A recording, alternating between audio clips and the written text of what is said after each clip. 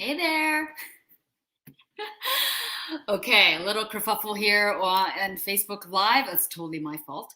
Anyways, happy Friday. And it's almost December. And I heard, I was somewhere like there people were like, oh my goodness, I can't believe it's December. And come with December is stress around food. Can anybody relate out there? Yes, so much food around, right? Between having lunches with your coworkers, having lunches with your friends, your distance friends that you see once a year, perhaps, around your immediate family, your extended family, and so on and so on. That's a lot of meals. And that's just the food part. What about the alcohol part? If you're someone who enjoys a cocktail or a glass of wine, then there's the eggnog and all the mixed drinks that are out there that people are consuming over the holidays. Do you guys stress around that? Yeah, I know a lot of women do, and that's why I'm on here today. And the reason being why we're stressing around food is that we are actually not giving ourselves permission to eat these types of foods.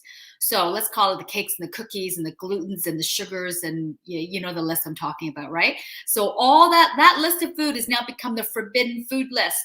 Foods that you don't allow yourself to have. So if when you deprive yourself of these foods, it's literally like feast or famine. You don't allow yourself to. I mean, I've seen myself do it. Like cheese is a thing for me. I don't have it at home, but you know what? You invite me over to your house and you have a cheese plate. Guess what? So yeah, we all do it on some level, and it's really not a healthy way of being. Because, like I said, it's feast or famine. When it's been a forbidden food, all of a sudden that tray, all your cakes and cookies are like staring at you in the eyes, going, "Eat me, eat me." Do you ever feel like that? Oh, I've seen cheese talk to me. Honest, I have. Yeah, so it's become the forbidden food list. So, for example, a good example would be when you tell your child, whether you have children or not, we were all one kids at one point. Don't do that. Well, guess what? The kids are like, ooh, they can't help themselves. They immediately want to do what you tell them not to do. Okay, so that's that's human nature. You're going against human nature. So it's really important to give yourself permission to eat these types of foods and to have them in your house. And it doesn't mean, when I say that, it doesn't mean it's all or nothing, meaning you got to eat pies every day for the rest of your life. It's having it around and to give yourself permission. And when you allow yourself to have it, most often than not, you don't want it because you've given yourself permission to have it. I've given this advice to many, many women in the past, and they all tell me chocolate was a big one. Chocolate was typically the number one item that they don't allow themselves to have. And the moment they have it in the house, they're like, you know what? I have chocolate bars in the house and I don't even want them. And that's the reason. Okay. And if you have more than one thing on your forbidden food list, it doesn't mean it's a free for all those items all at once. It's best to write them all down, call it your list of 5 or 10, whatever number they are, and you just pick them off. Okay, first is chocolate. I have chocolate in the house and I keep it in the house. And you literally have it in the house until you feel like, okay, you know what? I can have chocolate in the house without feeling like, oh my God, the chocolate's talking to me. I have to eat it and I can't stop. You have to allow yourself time to overcome those types of feelings for that specific food. And then you move on to number 2 and number 3 and so on until you've tackled them all. So this does take time, and some foods are worse for some foods are worse for you than others, and vice versa. So it's really important to make that list and to keep that, to allow yourself permission to eat those types of foods and to have it in the house. And the other thing too, there is also a fine line between, like I said, it's not a free for all. There's a difference between allowing yourself to have it and overindulging it, right? So the point where you've had too much and you're kind of feeling gross and your stomach is upset, and then there's a point where you feel satisfied.